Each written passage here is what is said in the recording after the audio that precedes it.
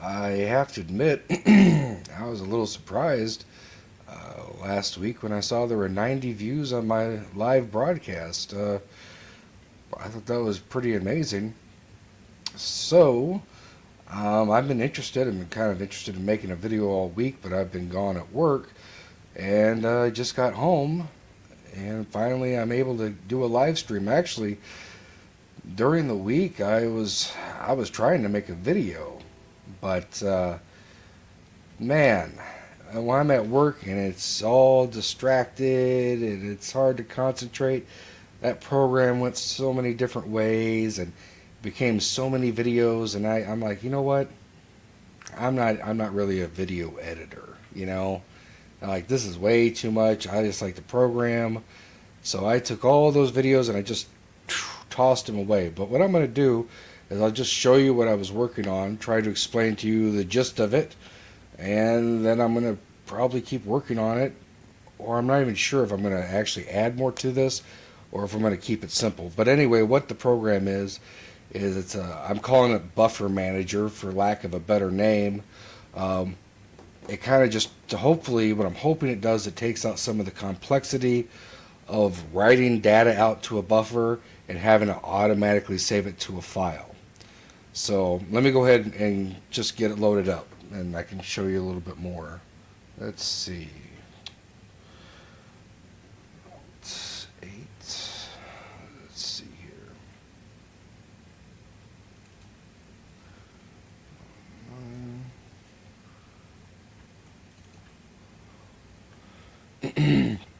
And if you're wondering why the program is called Truck, is because, well, I'm a truck driver and I like to keep track of my finances and things on my Commodore, so I'm making a little program to do it for myself. But the program actually is going to be more versatile than that. It'll be easy to adapt it to a lot of different things than just trucking. It just, really, the program, all it does is it reads a list of questions, and then it calculates those questions on how many characters each answer will be, and it will take the input and save it, and then later on you can manipulate it any way you like. So really, it's kind of a versatile program. So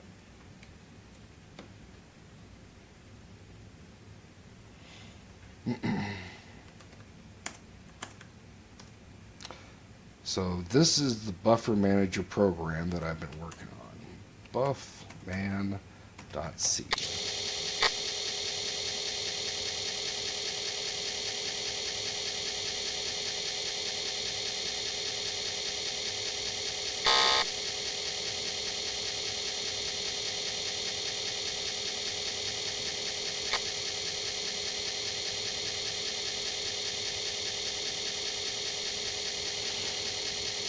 So this is not really a full-fledged program. This is more like a library to help with my full-fledged program.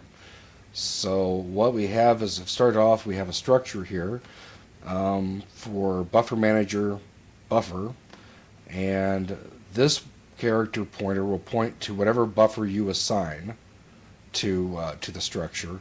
The letter indicates it's like a bank of 64K, and I'll get to more of that later to explain that.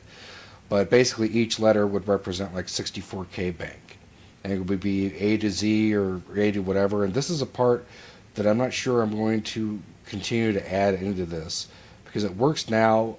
It's pretty simple, and I'm thinking you could do this. You could do this like on your own. This little part of the program doesn't really necessarily have to handle the banking.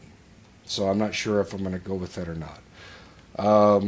Then we have a save variable. All this does is tell the program that, yeah, you need to save it before you load up another file into the buffer. So if you write something to the buffer, automatically save will get ticked, and it will be, yes, it'll need to be saved. And if you do something else, then it will save it. That way you don't lose your work. FN, short for file name. Shift, that's for shifting some bits. I'll show you that later. IDX is the index. I would have put index on here, but Power C has a function named index, so that would be kind of a conflict there. Then we have the size of the buffer, and then there'll be a buffer mask, which I will also explain in just a moment. Find bit position is a little function that I'll explain in a moment. Prefix, this takes a source string and then a prefix string, whatever you want to prefix this string with, and outputs it to this destination string, D string. This little helper function. BM name, that is for the naming, the way we name the way this program names the files in order so it can pull them back up into the buffer. So right now how it names it is, well, first it'll give it a prefix. See right here we have, first we give it the name, then the file name. So then we give it the structure, a BM buff structure, which we just looked at, and then we have prefix for the prefix. So the prefix could be the @ symbol and a colon, which for saving we could save over an old file that way. Although I don't believe that's the best way to do this, because as I recall, there's a bug in the disk drive programming in the ROM of the drive that if you use the @ symbol and the drive is full or the disk is full or something like that, that it could cause corruption. But for now, I'm just doing that because it works for me for this moment. But maybe what I might have to do is save to a temporary file, delete an old file, and then rename that file. Could be an option if it becomes a problem for me.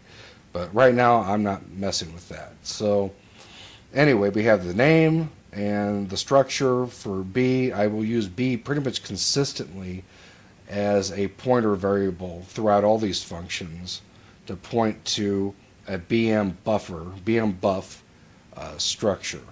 So then we go down here and you can see it has a prefix. It does the name, it prefixes the string if it's the @ symbol, and it just does the other stuff and builds up the name, and then adds a .trk file extension to it for my trucking program. So BM save creates a BM name, so it creates a proper file name, and then it will open that file name. It'll write if there's an error, it returns. Then it will write the size of the buffer, and the size of the buffer is rather, it's can't just be any size.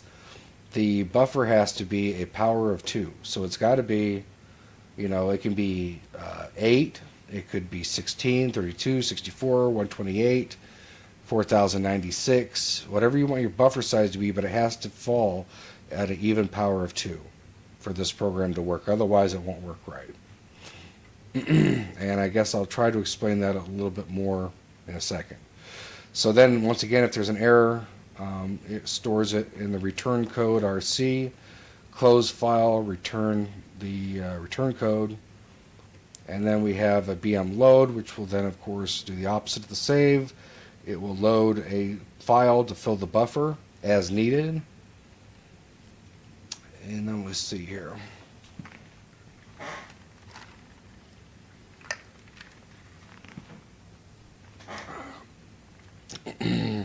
So we have BM new. So what we do is we have a BM buffer structure we've created, and we want to fill it all in. We call BM new. That way we don't have to go and assign each one of these every time we create one. We can just call this function and it will do all this for us, a lot of it for us. So the things that BM new will need is, this is an exception, CB. This is still the same as a B pointing to the BM buffer.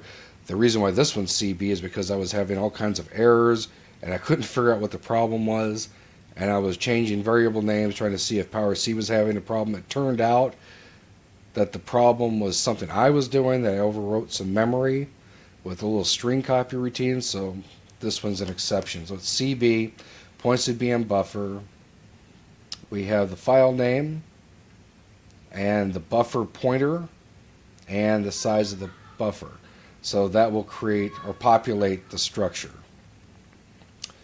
Then we have BM get letter. It's there. I haven't even used it yet. Get the index IDX. I don't think I have even used that either. Set letter. If you try to set the letter and you've written to the file or written to your buffer, and it will automatically save it before it changes the letter. Which I haven't tried this either. And set index. I have tried this, and once again, it will save the buffer if you've written to it. That way, if you try to manually change the index pointer where it is inside this buffer, it will automatically save it so you don't lose your stuff. And then we have BM write, which will write whatever data you have, and here's in the source. You give it the length of the data and you give it the structure for the BM buffer structure, and it will write your data to that structure. And this is where I was having really a lot of trouble, because I was trying to do a BM write and a BM read all inside of one function, and I was trying to condense it down. And you know what? I realized that, just don't try to overcomplicate things, because, it was getting to be where I was just looking at it and I wasn't even I don't even understand my own code. My brain was just like turning to mush looking at it, and I was just tweaking little things here and there trying to figure out why it wouldn't work exactly right. And I thought to myself, I'm like, even if I do tweak this a little bit and I get it to work, I don't even understand it. I'm like, do I want to trust that with my data? No. So I scratched it. I realized to throw that code out and start it over, and maybe this is a little bit larger, but at least I can read my code and understand it. So that works for me a lot better. I trust this code a lot more than my previous code.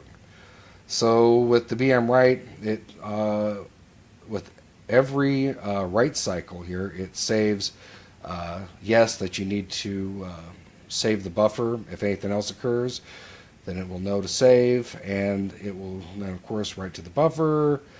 And here what it does is the mask is one less than the size of the buffer. So if the size of the buffer is 8, like 8 characters or 8 bytes, then this will be 7.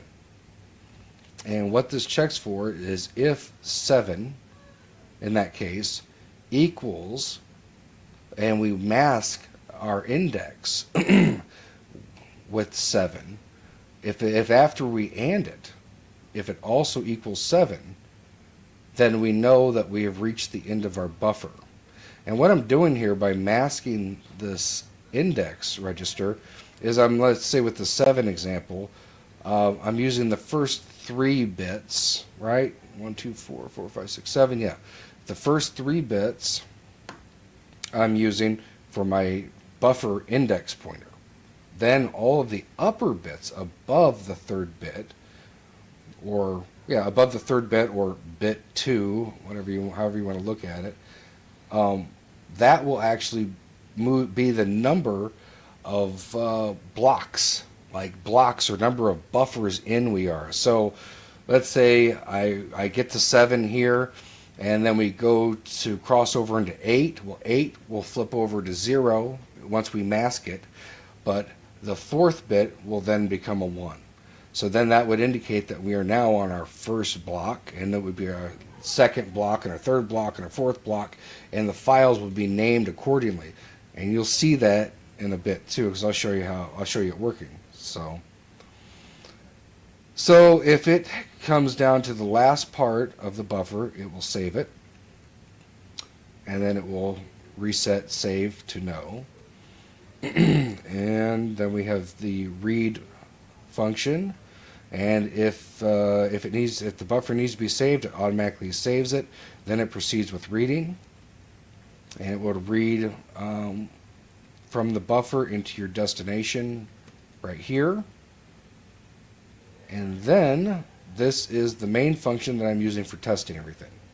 So I'm using this string to save to a buffer that is only 8 bytes large, and it has to save to disk several times, and then it has to pull the information from disk several times to test it out.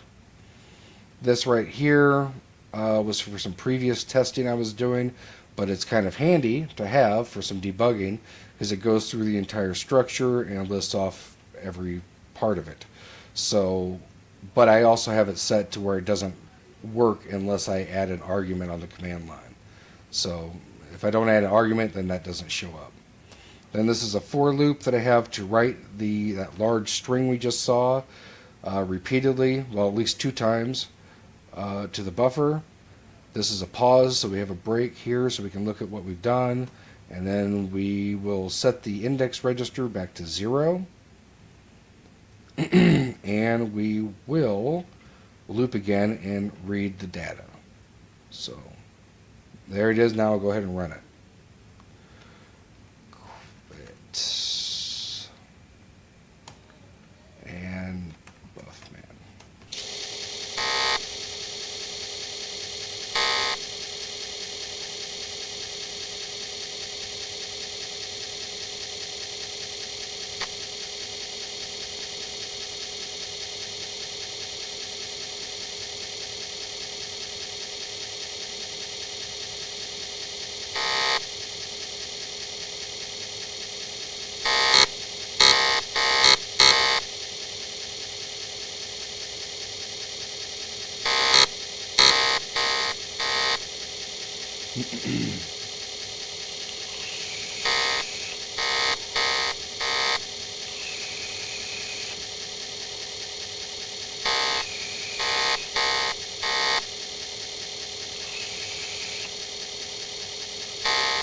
So apparently all those characters, including the null character of the string, equals 20 bytes. And we put it in here twice. Now we're at that pause section, and then we'll read it after I hit enter.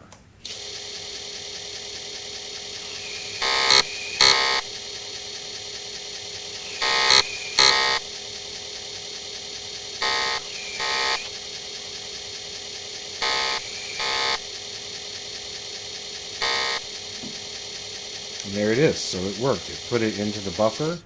The buffer wasn't large enough to hold all of the data, so it saved them to files that were the same size as the buffer size, individual files. And then as we needed them back, it would load up all those files and read it back. So we could have a buffer of 8 bytes, and then we could just put as much data in as we want, and it saves it to disk, and then we can pull it back. And let's see here. Now I'll go ahead and show you the files. Tests.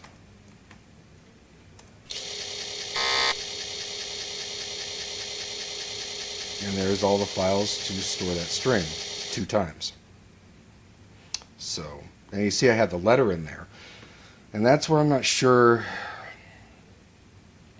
if I'm going to keep that or not. I'm not. I'm going to take it out. I'm going to leave the letter there as an option. I'm going to leave the letter in the structure as an option.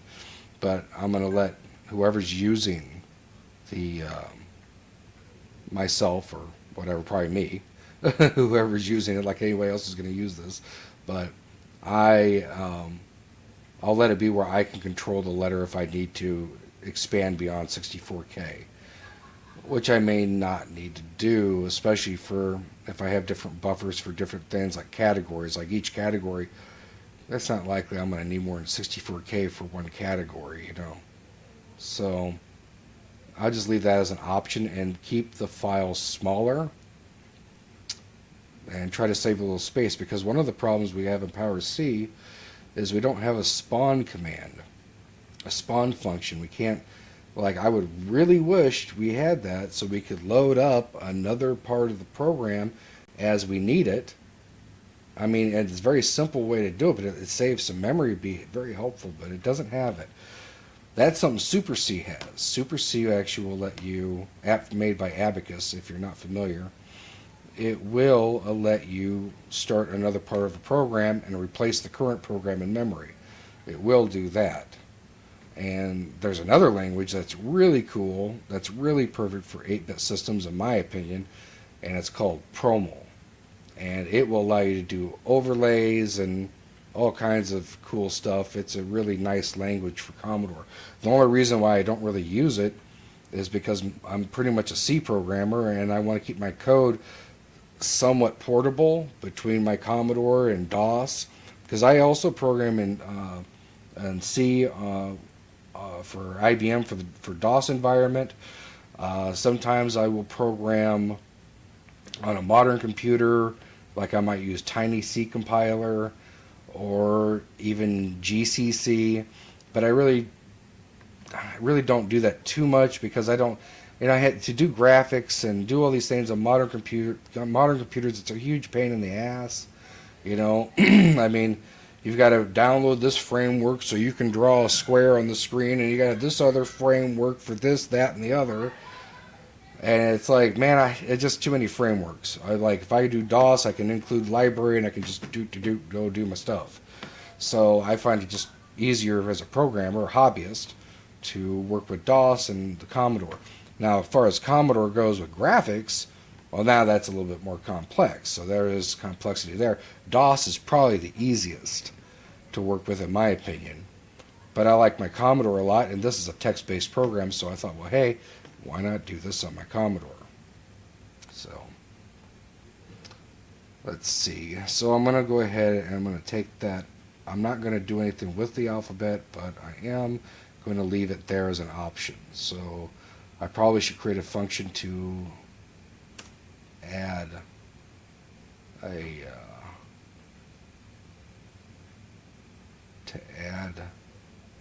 letter if I want to. Let's see, bufman.c.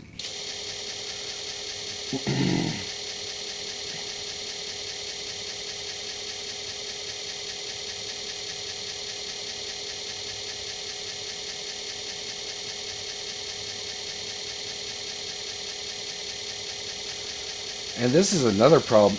I've just started having this. Like, if I sit too long, all of a sudden, I go to use the disk drive, and it just does this. Nothing. And I just updated Vice, and I haven't really tried to fight with this yet and figure it out, but so far all I've been doing is just Alt F12, restart, and then everything works okay again. So we're 90C.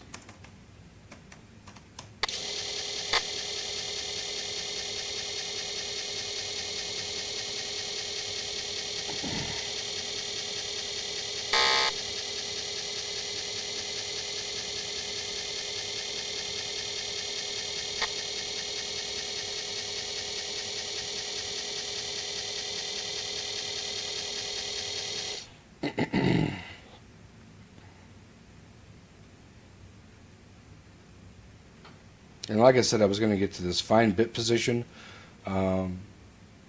If you guys know of a better way to do this, I would love to hear it. I looked online and I didn't see any other way to do it, but what I'm doing is I'm just shifting the bits over by one until there's no more bits left. And what I'm really looking for is just one bit. Like the size, let's say our size is 4096 bytes for a buffer. And that comes out to, I think, like bit 13 or 14.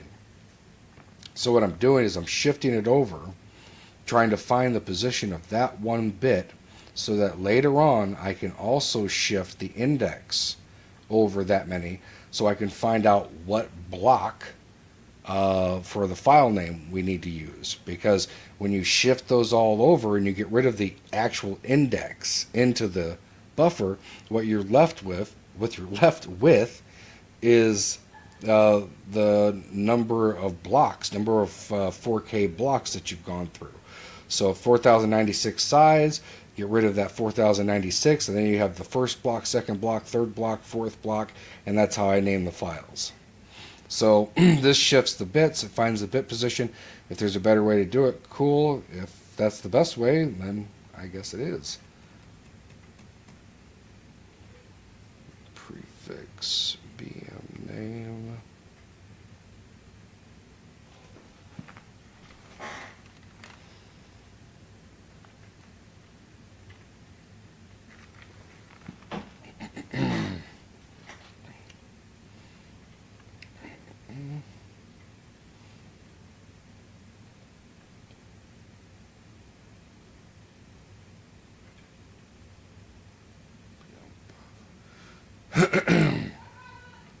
Get letter. Yeah, get index. That can stay.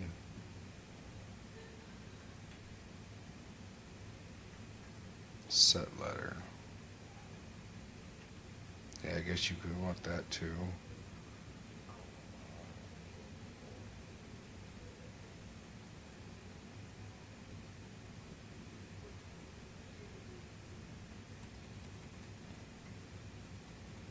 EM set IDX. So let's say we want to modify the letter. BM mod let. What is that? 1, 2, 3, 4, 5, 6, 7, 8. That's not too bad. In Power C, we have a limit of 7 recognizable characters that will distinguish it between another function. This has an 8th character. That 8th character is discarded, but I think it should be okay here. Sometimes I don't like to go over it because it's really not used, but I don't know if I'm going to do it because you know what? Why? I mean, look at the function name. Hell, you can't even tell what it is anyway. Mod let. What is that? Mod BM. Maybe I'll just do BM letter. Let. BM let. I have set let. BM.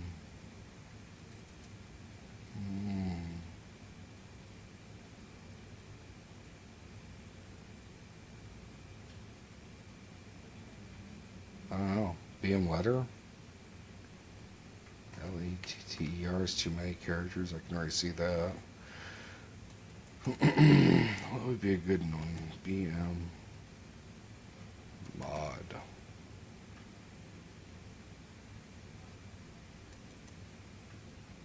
BM let. I don't know. BM let, I guess. It's not like we can do a whole lot here. I have 7 character limit. B, comma, N. BM buff. B. And we will do an int for N. I heard somewhere before that in KNRC that I don't technically have to put this int right here for N. Like, it would just be automatically assumed. And the same goes to return. Like, see, there's no return here. There's no void in Power C, by the way. So if I put an int in here, it's the same as having nothing there. But what I tend to do, since there is no void, I could put a void in, though, with a type def, but that could be smart, actually. I should maybe do that. But what I've been doing is I just leave it blank, and I just know that that function doesn't return anything. And then if it does return something, then I will add the int, even though technically it's not necessary. But anyway, let's see, n equals n greater than 0 will equal 1, negative 1, semicolon. And if b if n less than 0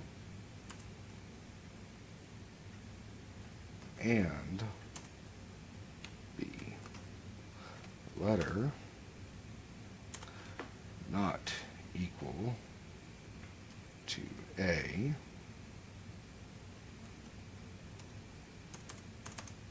we will do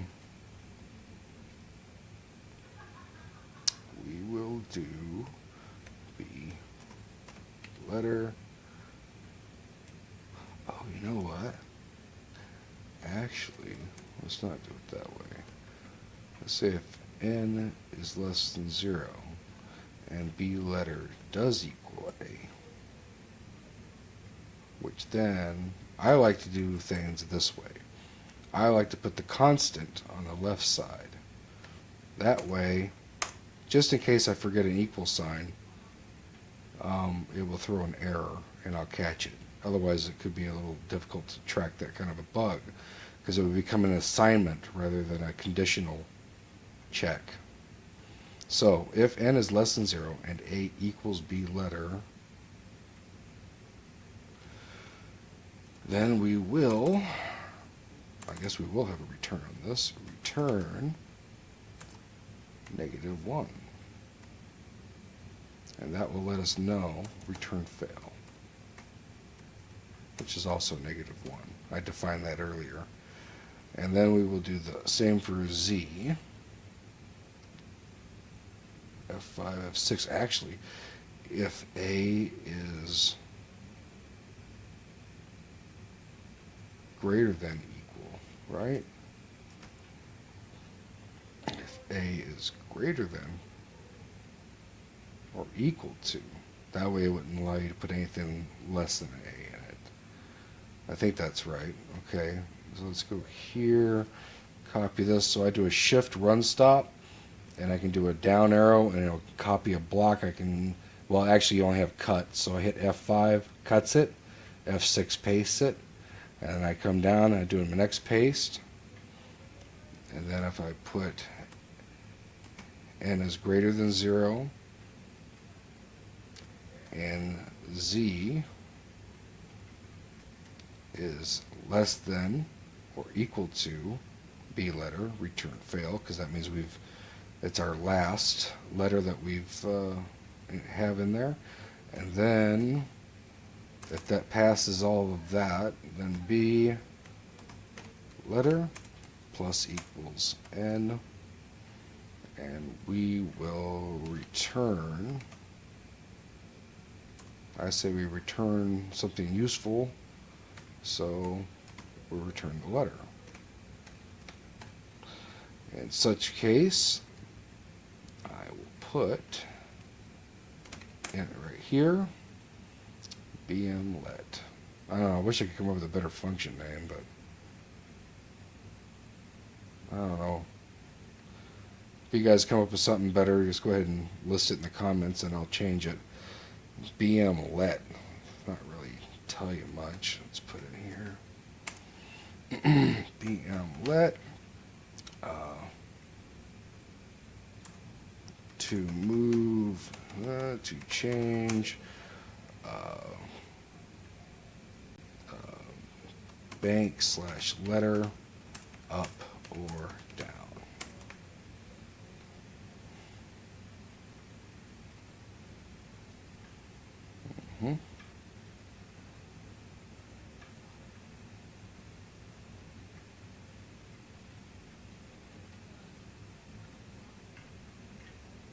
And if we do want to change the letter, then we do need to save a bm set letter. We should save.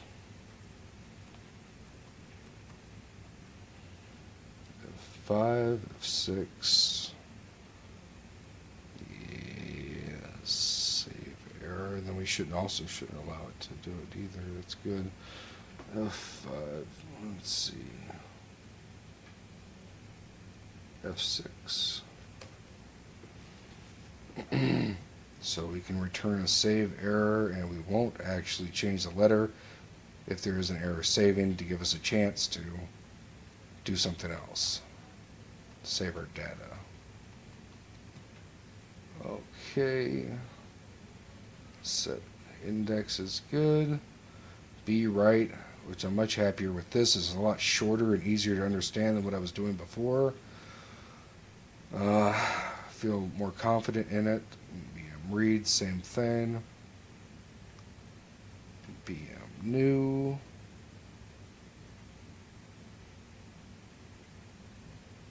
And we should, let's go ahead and do that right down here, where we've done BM set letter, BM move letter. I wonder if I should change the index too. If you change the letter, it should start it back at 0. There would be literally no reason not to do that, I don't think. Let's do that too.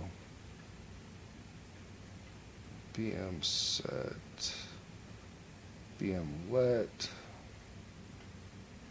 Okay, so we should do B IDX equals 0. Makes sense. If we're going to bump a letter. Right? Yeah.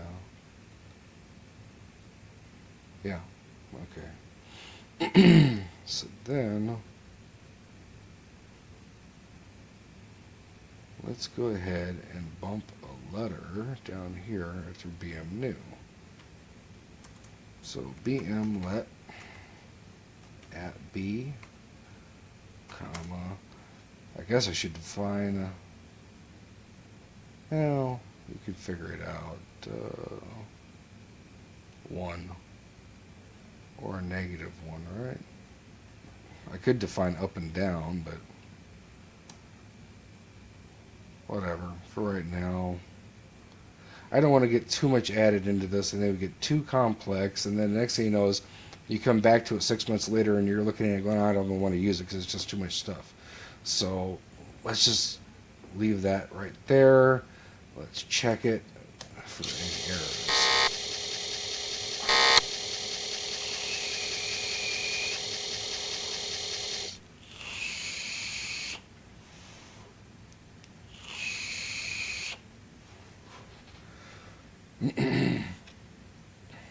You know, I've had this channel for a long time. I meant to say this earlier, and I never make any videos on it. And you know what? You know why I don't make any videos? Because I'm not a video editor. I don't like editing videos. I like programming. I sit there editing a video and I'm thinking, my God, you know, all this code I could be writing, and here I am, clickety click, cut this, paste that. I'm no good at it. No, that's why I'm putting these lives up. I mean, they may be a little long in the tooth, and I highly recommend skipping through to just see what you want to see. But yeah, I'm not a professional YouTuber. I'm just a guy who likes to program, and I kind of want to share it with people. And if I can get like a small group of people that like my videos and are into this kind of stuff, you know, you can shoot me a message, you know, and we could, you know, share some code, things like that. That'd be kind of neat. So it looks like we're all good. So I guess I'll save it. Now, something I did do lately is I kind of made a rule for myself. If I'm in a bottom of a file and I'm going to go save it, I don't just save it. What I do is I hit F2, I go to the top of the file, and I see where it says the name, bufman.c. Then I hit run stop, and I go put bufman.c. And the reason why I do this is because if you get to starting programming or whatever at the beginning of the day, happens to me, seems to be at the beginning of the day, you're not thinking, and I have written over other source files that I shouldn't have, not realizing what I did, and then I had to go and find a ways to recover them. Or worse yet, lose everything. So this is kind of my new rule, is go to the top, look at the file name, then save. So now, quit CC. We'll compile it.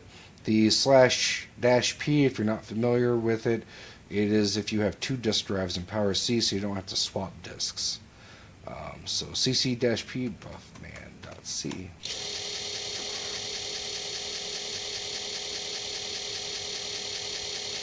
So like I said earlier, you know, editing videos, I don't even want to have an intro. That's another thing too that bugs me with YouTube, is you get to watch these people and they have these intros and all this garbage, and it's like, dude, no.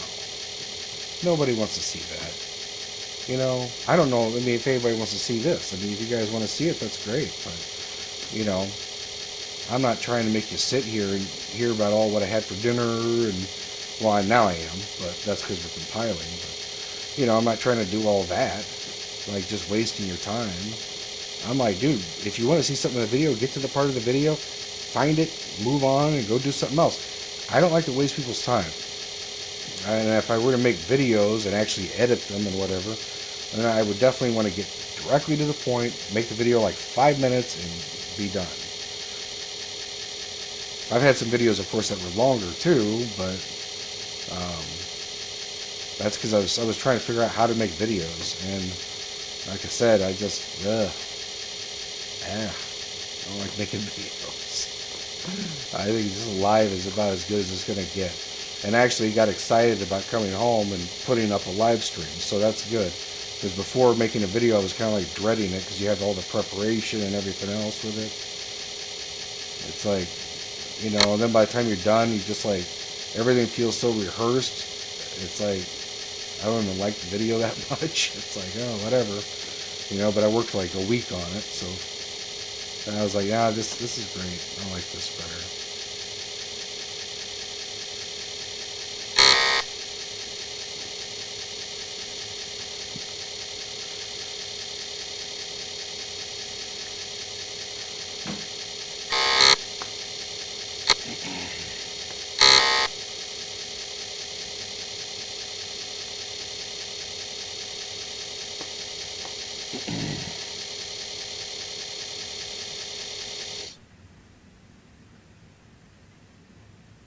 Okay.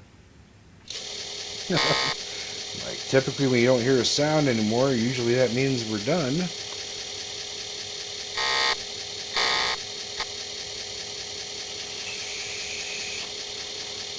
That's another thing too. Like, a lot of times I will sit down and I will go to program, and I'll go and I'll spend a week or whatever, like I did on something like this, and I'll think, man, yeah, this is great, because now I've got something that's going to really help me out.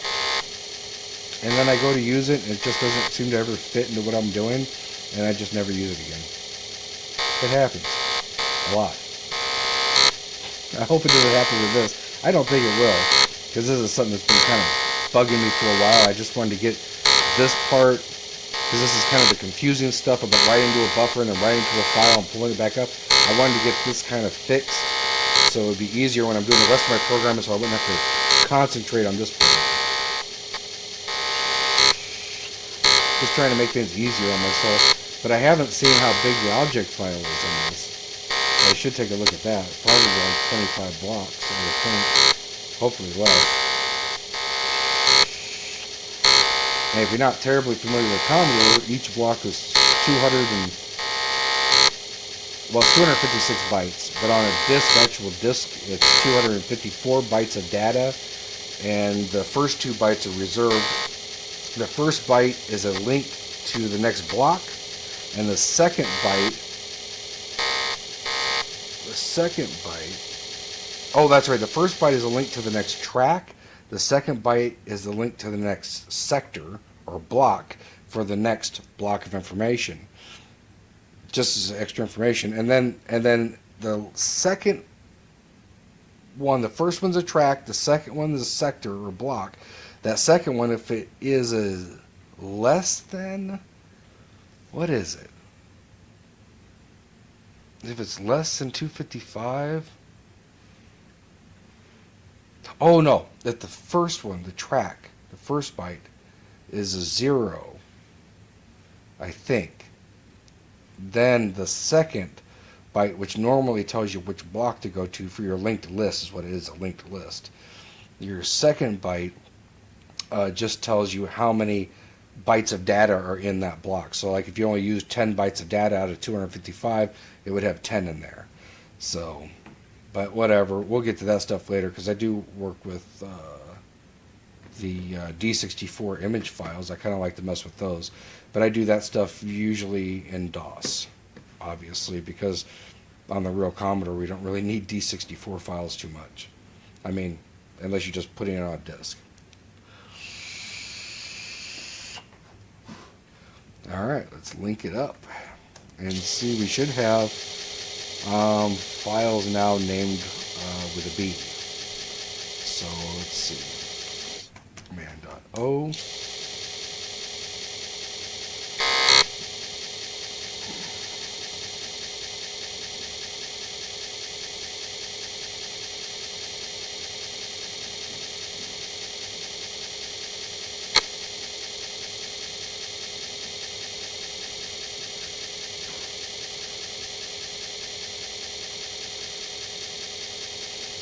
And then because this is Vice, I did create a key map for Vice for Power C, and the delete key is the up arrow. And up arrow in Power C means to link all the base libraries. So anything that came with Power C, all the functions like printf and all that will all get linked in with this up arrow. And the reason why you don't hear a disk right now is because my primary first drive 8, is a 1581, and Vice, nobody's included any sound for a 1581 drive, so that's why it's quiet. But I do have my real 1581 upstairs, and I do use it quite a bit. I love it. It's great. Let's go ahead, and we're good on that. And we'll do bufman.sh, which I presume is for shell. I think it's like kind of a Unix, Linux thing. I haven't done a whole lot with Linux in my life, but I've toyed with it a little bit. But yeah, all of your executable files that'll be in here that you link that work in the shell will all have to have an extension of .sh. But when you actually call to load the file, you don't have to use the .sh, just for when you save in it. Now you can link to make stuff run outside of the shell. That would be a link-s. And then optionally you can put in a memory location that you want it to link to. Or if you leave it blank, I think it just links it to where basic programs would start. I think, which seems to work pretty fine. You can load your program and run it. So, Bufman.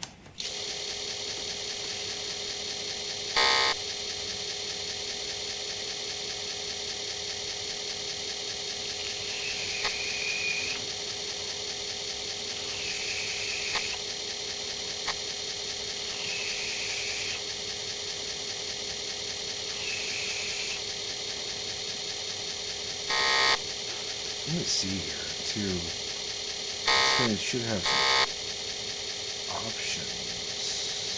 View. Stats? I'm using OBS Studio. I'm trying to figure it out because I'm kind of new to it. Nope, not stats. Trying to see if anybody enters the room and says something. I'd like to be able to answer a question or whatever. Reset UI, full screen interface, multi-view, docs. Oh, maybe it's a doc.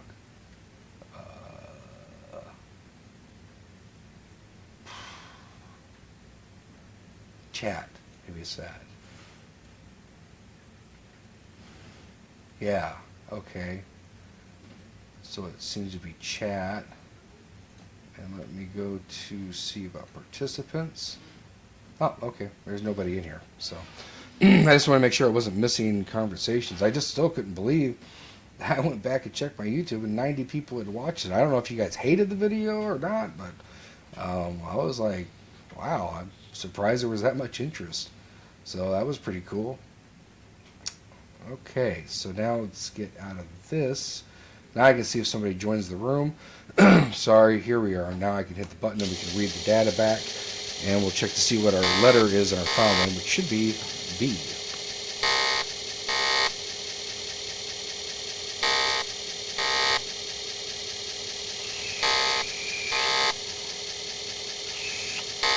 We should have both A's and B's in there because I didn't even delete the A's. But the A's wouldn't have been used in this program, not in this round. L test asterisk.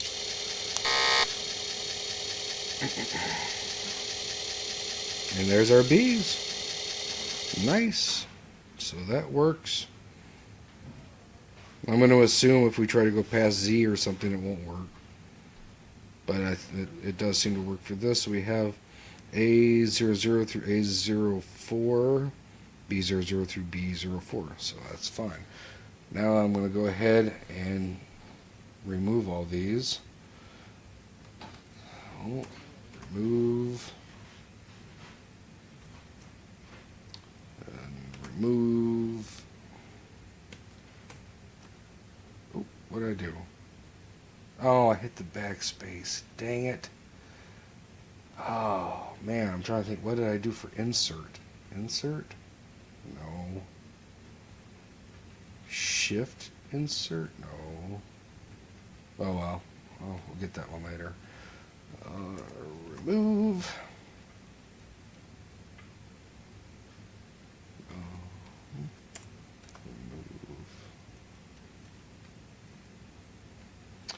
I should write a part of the program to do this, I guess. Delete these files just in case you want to delete them, because there could be a lot of them.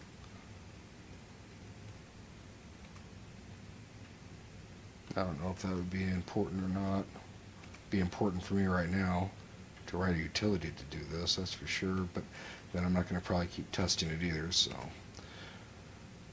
And then we get rid of these. Go up like a little maze.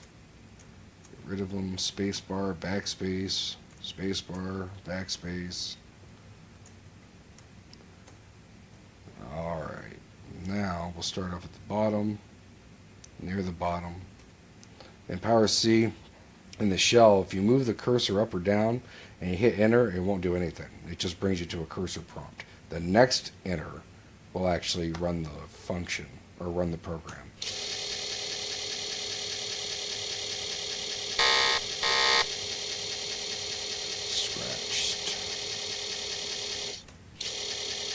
I have to run it up one line higher than what I really want to execute.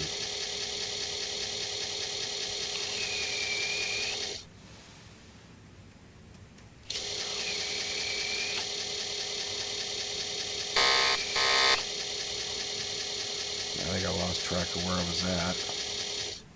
I don't know. Try A04.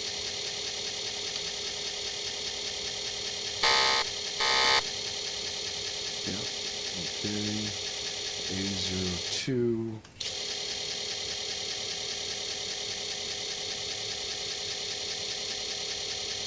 Whatever.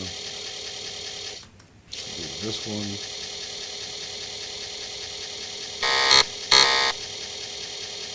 And do this one.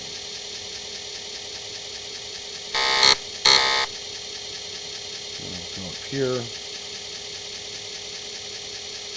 See what we got left. Oh, didn't work. Okay. CLS. That's a little utility program I added to it just to clear the screen, because in Vice it's not so easy. Like, I don't know, I didn't configure it for clear the screen, the button, so I don't know which key combination it is. So I just wrote CLS program for it. L test asterisk. Damn, all those are still left? Oh, man, okay. RM. I thought it was like 2. RM.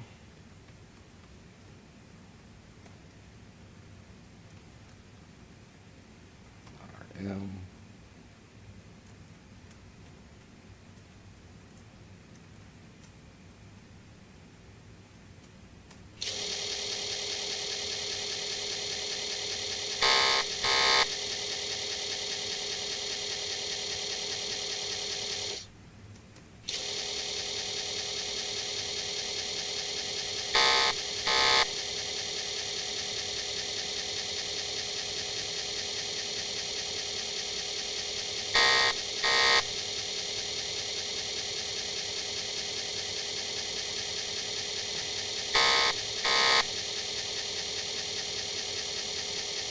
And I don't think I can do this one, so I'll just go down here.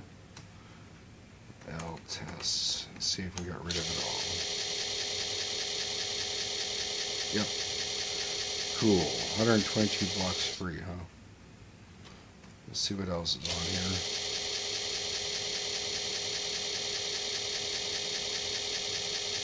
A0, oh, what was that one? L, A.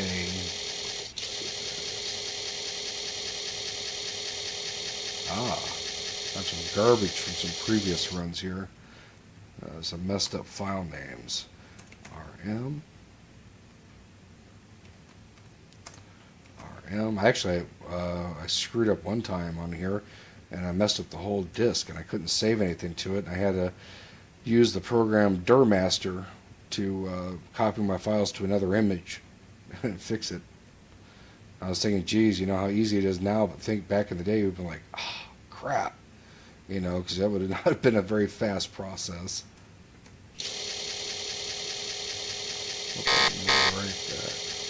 Dang it, I overrode it. I knew it.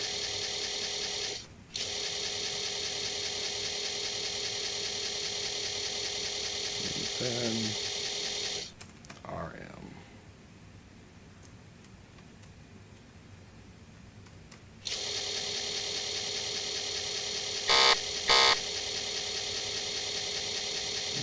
Okay. 2 blocks free, huh? Let's see what else we got on here.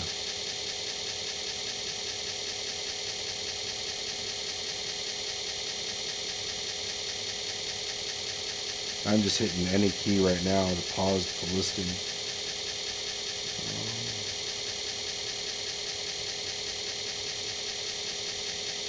Okay.